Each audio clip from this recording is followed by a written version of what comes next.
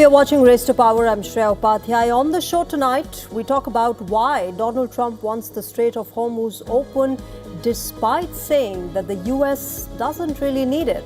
Why does it matter? And what happens if America is unable to get it reopened?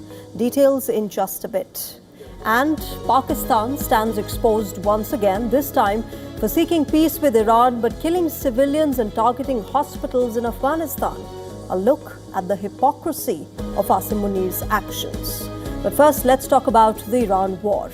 US President Donald Trump's self-imposed deadline on Iran for talks is now drawing closer. His address is scheduled to be broadcast in a few hours from now.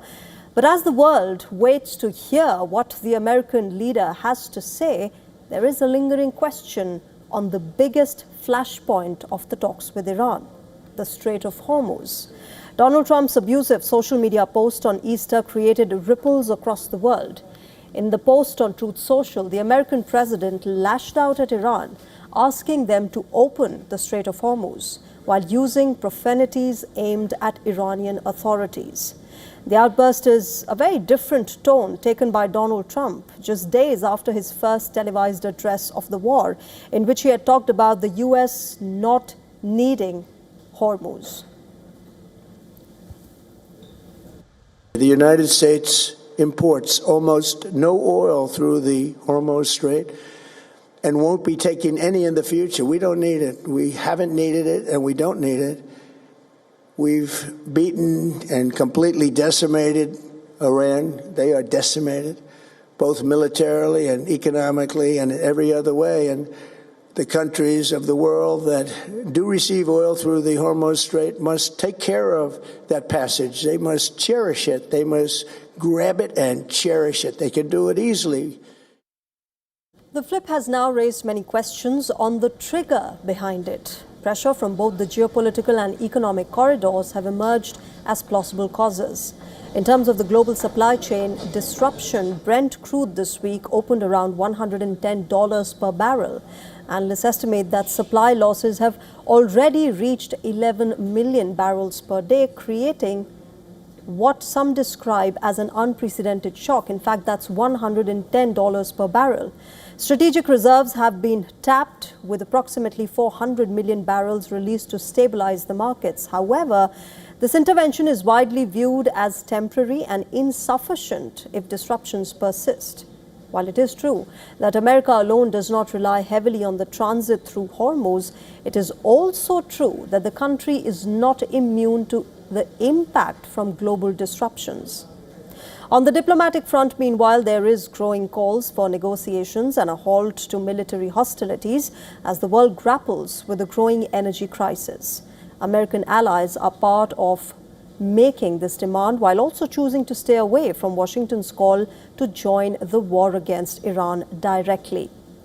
Trump has repeatedly called on NATO and other allies to flex military muscle and force open the Strait of Hormuz. But 32 countries which have signed a joint declaration are willing to assist only after the war is over. As for Iran, the country has demanded recognition of its sovereignty over the Strait of Hormuz. Iran's Revolutionary Guards have cleared that waterway is never going back to its former state, especially for America and Israel. Let me welcome on the broadcast Mr. Nader Hashmi, Associate Professor of Middle East and Islamic Politics at the Georgetown University. He's joining us live from Washington, D.C. Mr. Hashmi, good evening. Welcome to WION. Can I start by asking you what you're expecting today in that address, the second one by the American president amid this war? Should we expect the Strait of Hormuz to reopen or some sort of settlement being reached? I'm skeptical that the Strait of Hormuz is going to be open, because this is Iran's biggest leverage over the United States, over world energy markets, over the global price of oil. Donald Trump is clearly aware of this, which is why he's flip-flopped so many times over this particular issue. Specifically over the weekend, his expletive-filled rant on Truth Social just sort of reveals how he has boxed himself into a corner over this war in Iran, not knowing how to get out. And so it's unclear what he's going to say at his press conference in a few hours here. It's roughly 10:30 in the morning here in Washington, D.C. At 1 o'clock, Donald Trump is supposed to speak. I suspect he's going to do what he normally does, grandstand, talk about this wonderful rescue of the American pilot, and then probably issue idle threats against Iran.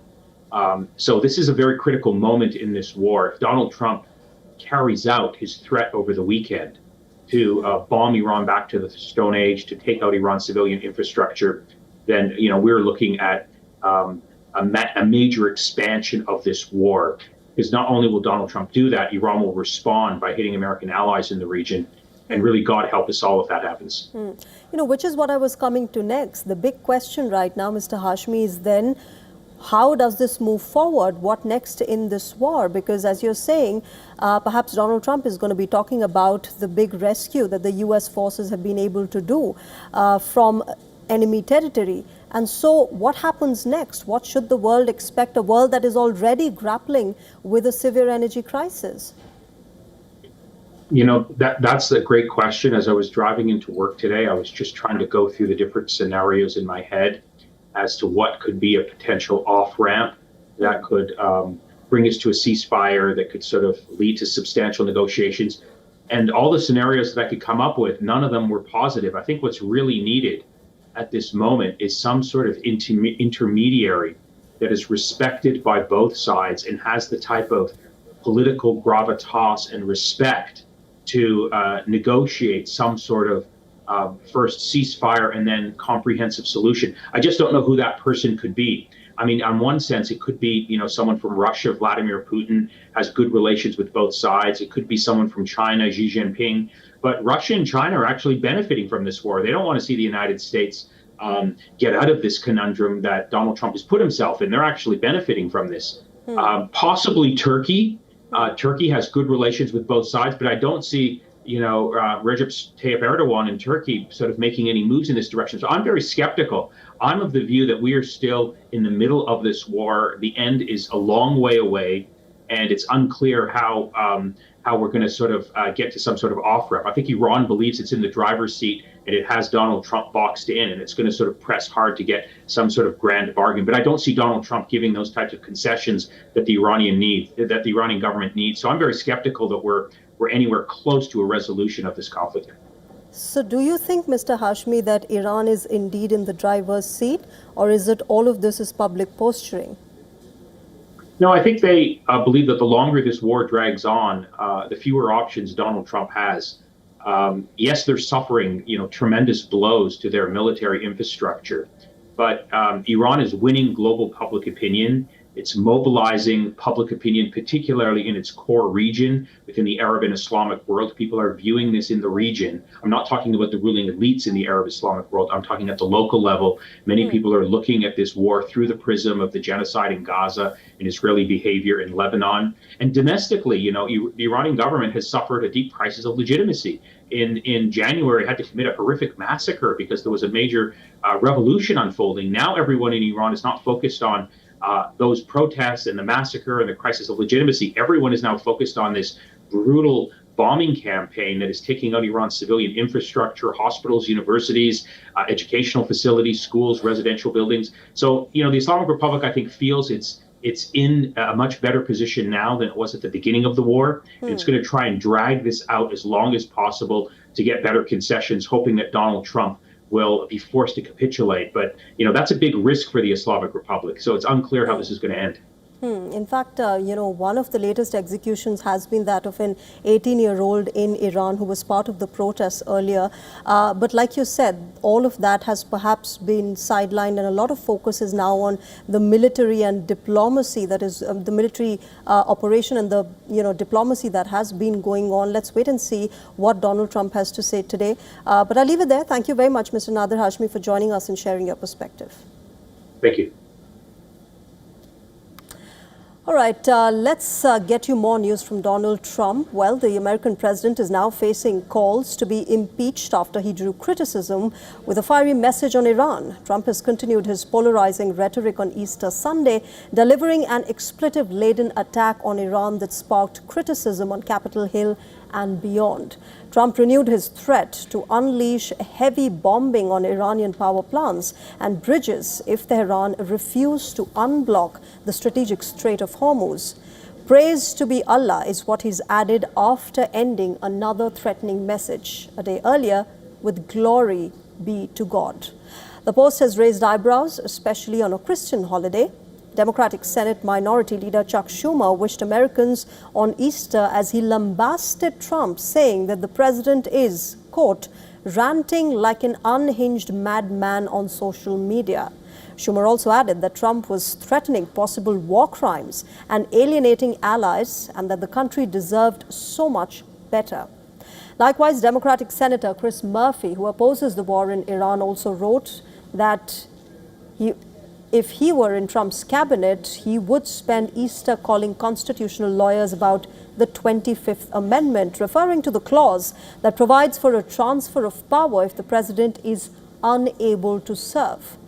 The criticism, however, was not limited to Trump's Democratic opponents. Marjorie Taylor Greene, former Republican congresswoman, has slammed his message, especially on Easter Sunday, saying that the people needed to stop worshipping the president and intervene in what she called Trump's madness.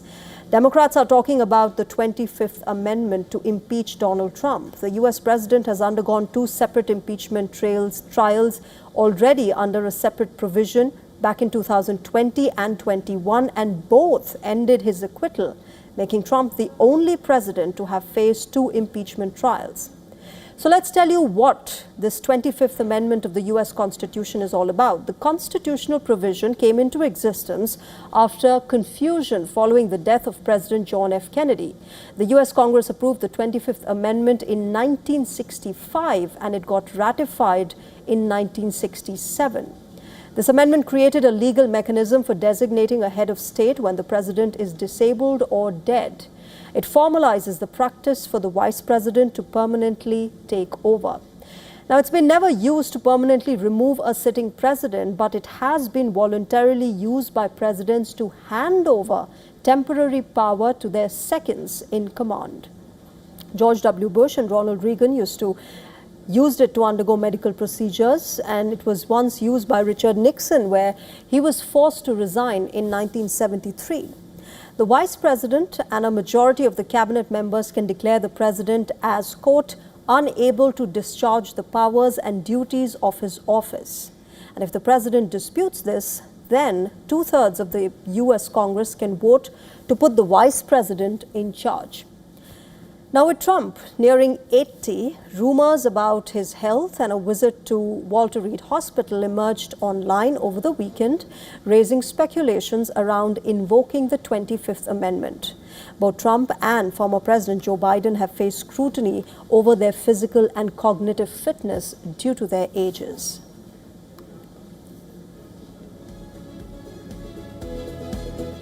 All right, shifting focus now to Pakistan. Pakistan's stance on peace and war is being tested on 2 sides of its border.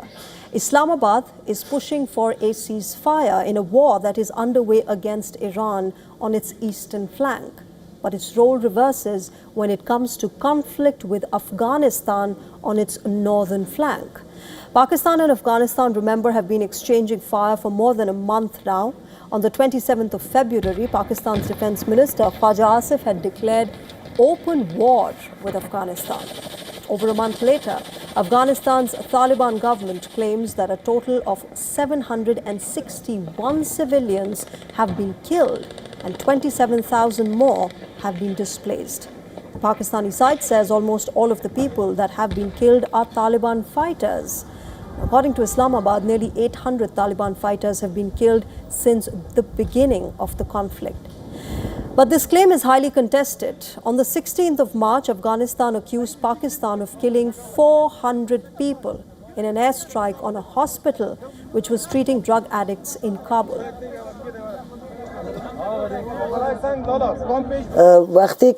When there is a war, the military places are targeted or hit. So why did they Pakistan hit the hospital? There should be investigations into this, and we should be given answers and reasons for this attack. Like me, many mothers lost their sons, many women lost their husbands, and many sisters lost their brothers. Which country is going to give us an answer for this? Pakistan has given 3 conditions to Taliban: officially designate Tehreek-e-Taliban Pakistan as a terror group, take concrete steps to dismantle its operational network, and share verifiable evidence of these actions.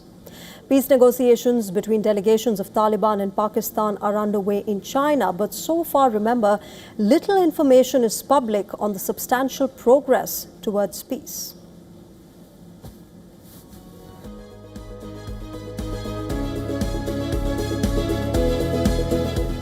Let's talk about Hungary. The country goes to polls in less than 1 week. Voting for the country's parliamentary election takes place on the 12th of April.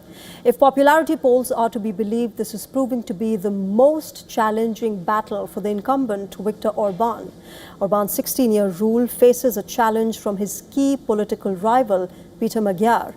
The latter has registered close to 20% more popularity than Viktor Orban across surveys. For many voters, corruption and education are the major election issues. However, beyond domestic problems, it is Hungary's alliance which will be put to test. Orban has been, remember, a vocal critic of Ukraine and the support that EU offers the warring country. His rival, Peter Magyar, has a more Eurocentric approach away from an existing closeness with Russia. With just 6 days left to polls, Hungary's youth is now divided over who they will support. Listen into voices from across the country. I would not like to live in a country where people voting for Fidesz or standing for the values of Fidesz are in a majority. At the moment, basically, I think that for 3 years I will stay here for university, but solely because it is very difficult to find an English language BA in the profession I am interested in. But if there'd be a Fidesz government, then for sure I will do everything I can to leave, study abroad, and I don't think I will come back if Fidesz stays. Among young people, Fidesz has an image of being a group of grumpy old men who are corrupt and hidebound. Peter Magyar has an aura that he is an avenger, a rebel. He is more youthful than Orban. He dresses and communicates that way, and he is using the social media that way, and that's why he attracts most of the young people. Orban is vastly experienced and has genius contacts at international level, such as Donald Trump, the president of the USA, and Vladimir Putin, president of Russia. He has huge experience. He is a real father and a genuine Hungarian leader. India's ruling party, the BJP, is celebrating its 47th Foundation Day. This comes as the party has been campaigning for the assembly elections in 5 states. Prime Minister Narendra Modi addressed a virtual rally on the occasion and laid out the major policy programs that the Bharatiya Janata Party is planning to undertake. India's Prime Minister emphasized on 2 major policy decisions. He said that progress is being made towards implementing the Uniform Civil Code and One Nation, One Election. India's opposition parties are speaking against both these measures, which are considered controversial. But PM Modi says the BJP must implement them. और हमारा mission अभी भी जारी है। Uniform civil code, one nation one election, ऐसे सभी विषयों पर आज देश में एक गंभीर चर्चा भी हो रही है और इस दिशा में सकारात्मक प्रगति भी हो रही है। Several BJP-ruled states have already implemented the Uniform Civil Code. Gujarat and Uttarakhand are the first 2 states in India to bring in a law pertaining to the Uniform Civil Code. The party is also planning to bring similar law in other BJP-ruled states. UCC replaces diverse religion-based personal laws that govern civil matters like marriage, divorce, inheritance, and adoption for all citizens. Minority groups argue that these laws infringe upon fundamental rights of religious freedom. India's ruling party is also planning to bring One Nation, One Election. This bill is currently being examined by a joint parliamentary committee. It essentially seeks to hold simultaneous elections for state assemblies and parliament across India. The proposal is facing sharp criticism from the opposition parties. They say the BJP is trying to undermine the principle of federalism. The opposition also says that it will push state elections to the margins of parliamentary polls. The ruling party, however, argues that elections of state assemblies and the parliament used to take place simultaneously after independence and that the move will save money, which is being spent in holding separate elections.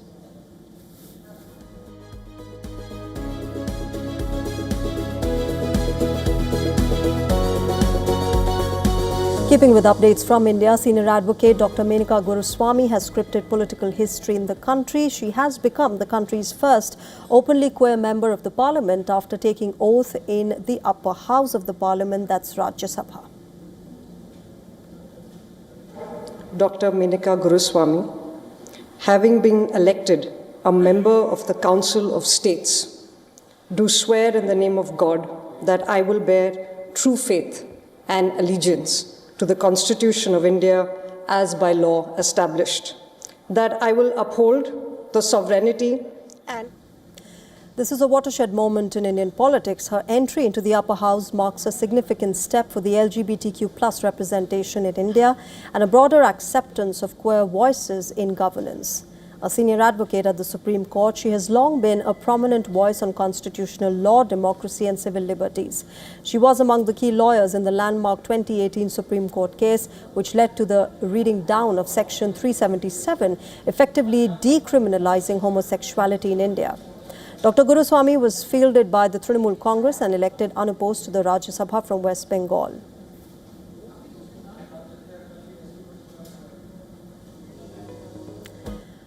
All right, let's quickly cut across to Washington, D.C., where Donald Trump is speaking. Strong, not so strong like they were about a month ago. I can tell you, in fact, right now they're not too strong at all, in my opinion, but we're soon going to find out, aren't we? But when a thing like that happens, where a pilot shot down, they get shot down. You lose 200 in order to pick up one. It's a horrible thing, but it's very rare that you can do it. And what we did yesterday is we picked up not one, we picked up two. We kept the first one quiet, and we were able to keep it quiet for about a day, which made it a lot better. But those two pilots were incredible, brave, and we thank them. And we're going to be having a news conference today at 1 o'clock at the Oval Office, and we look forward to it. But I just want to say we have a great military. We're the greatest military, the most powerful military any place in the world. You saw what happened with Venezuela. And it's an honor. I built it in my first term, and I didn't know I was going to be using it this much in my second term, but it's my honor, and they're the greatest people on earth. Our warriors are the greatest fighters on earth, and they very much appreciate you and love you, and that's why they do it. So this is all about today. I must tell you, I came out and I expected we were going to be talking about farmers, and we love our farmers. We were going to talk about so many different products, but you know what they want to talk about? Sir, this is about eggs. Eggs, because we have the egg farmers of the entire country here, and they are unbelievable. And if you remember, when I first got elected, my first news conference with the fake news, a lot of fake news here today, but I had a news conference, and the first question, what are you going to do about eggs, sir? I said, what's wrong with eggs? I just got there. It's my second day in office. I had a news conference, and they were screaming at me, what am I going to do about eggs? Then I said, well, it's like, tell me what's wrong with eggs. The price was so high. It was 4 times higher than it was a year before. I said, well, that sounds like a problem. Let me think about it. And Brooke Rollins, our great Secretary of Agriculture, she got involved. We all got involved. They didn't want me, as you know, just last year, it's hard to believe, they didn't want me to order eggs for the Easter egg roll, the Easter egg hunt that we have here every year. They wanted me to use plastic. I said, I'm not using plastic. We'll get it solved. And within a short period of time, eggs came down. They came down 40%, 50%. And by the time we got there, we had so many eggs, we didn't know what to do with them. And today we have more than 40,000 eggs supplied by all of the great egg farmers that are with us. So eggs is a big thing, and it was a big thing to our great First Lady, who's here someplace. Let's see. I think this is our First Lady. What do you think of our First Lady? She's a movie star. I don't know. Do we call her First Lady or a movie star? She has the biggest movie. Can you believe this? And she deserves it. Would you like to say a couple of words to your friends? Happy Easter Monday. I hope you enjoyed this beautiful day. We are celebrating a very special Easter egg roll this year because it's 250th birthday of this beautiful nation. Enjoy it, and I hope you have a wonderful day. Thanks. Thank you, honey. And she worked very hard with her staff and the staff of the White House on really just making it nice. This is the nicest I've ever seen it. So this is my fifth, and I will say that it gets better every time, right? It gets better every time. You notice the fencing is all brand new. I said, we could have bought used fencing and saved a lot of money. They said, this is for Easter, and this is for our egg farmers, and we're going to get new fencing. Everything's new and everything's beautiful, and the White House never looked better, and our country never looked better. So I just want to thank everybody. It's been a special period of time. 1 year ago, a little bit more, our country was dead. We had a dead country. We had an administration that didn't know what the hell they were doing. Today, we have the hottest country anywhere in the world. We're respected by everybody, and that's the way we're going to keep it. That's the way we're going to keep it. So again, I want to thank all of the associations and the egg farmers and all of the people that are here. We think we could have 50,000 people coming all day long. It's open, and they expect between 30 and 50,000 people, so that's great. And most importantly, I want to just say Happy Easter and God bless America. We have the greatest country on earth. God bless you all. You are very, very special people. Thank you, everybody. Have a good time.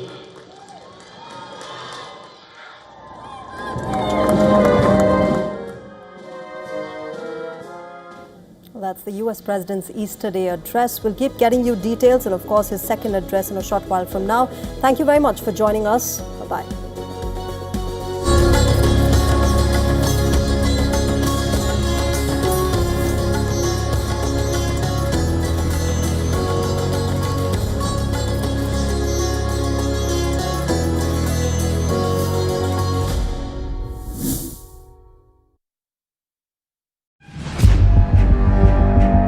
Where darkness hides behind every corner. Where the truth is stranger than fiction. A show that dives deep into the stories which shock and mystify. Unsolved murders. Psychopaths who defy explanation. International war crimes. And millions swindled in financial fraud. The victims, the accused, and the sinister plot. Crime is your front row seat to darkness.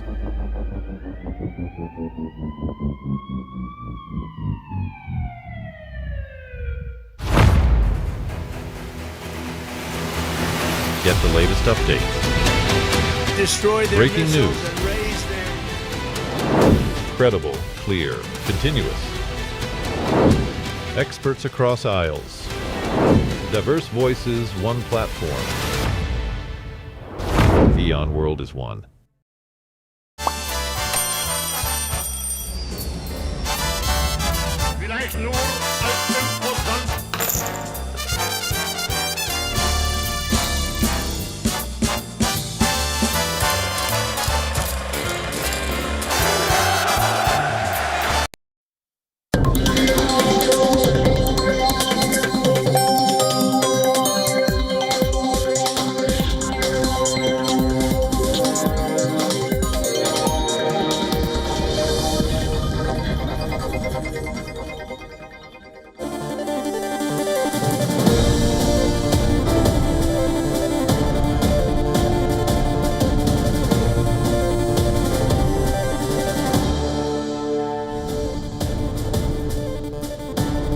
Welcome back. Thanks very much for staying on with us. I'm Molly Gambhir, and we're starting off with a quick look at the headlines. The chief of the UN nuclear watchdog warns attacks near Iran's Bushehr power plant pose a very real danger to nuclear safety and must stop.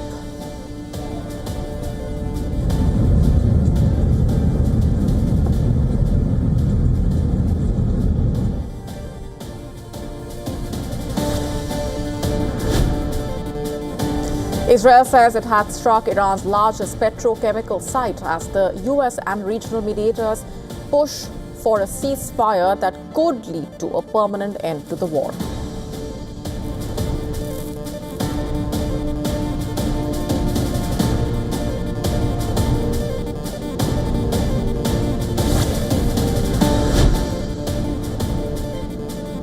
The US Central Command releases more footage purportedly showing strikes on military targets inside Iran. CENTCOM says Iran's military capabilities continue to decline.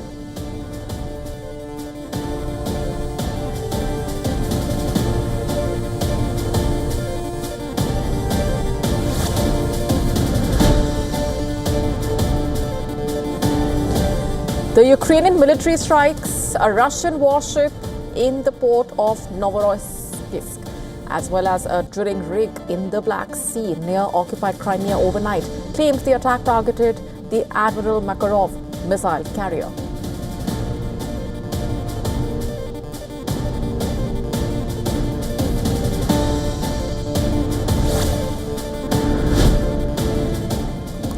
The death toll from recent floods in Afghanistan has risen to 99, with at least 154 people injured as weeks of heavy rainfall continue to batter much of the country.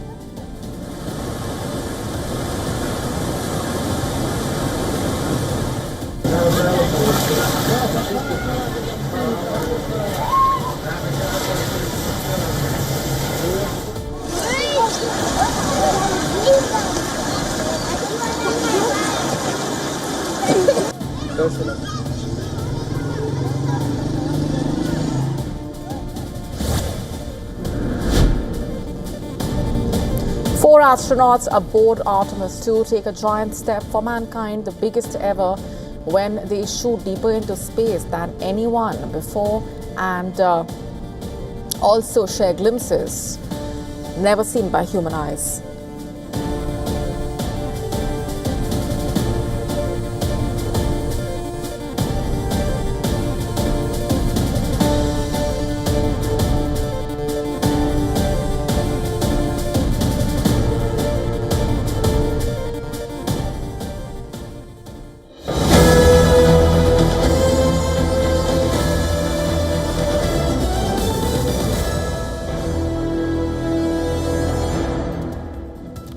All right, we're starting off with some big breaking news coming in. The IDF saying it has destroyed dozens of Iranian aircraft during strikes on 3 airports in the Tehran area overnight. Let's also get you the images. A large explosion near Bushehr airport in Iran.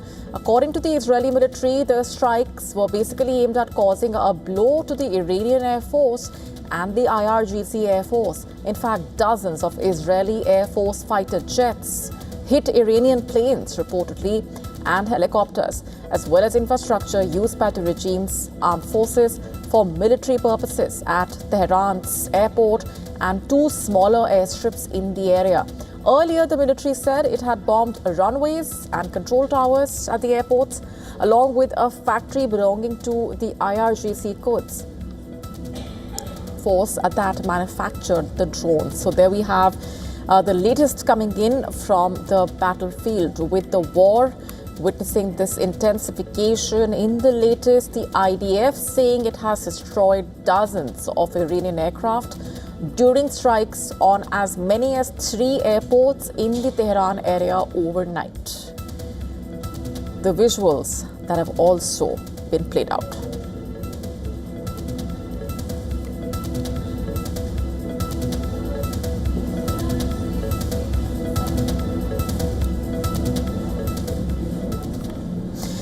And the war is now in its 6th week and is intensifying. Tehran is under relentless attack. Iranian forces striking back hard In the latest, 4 people have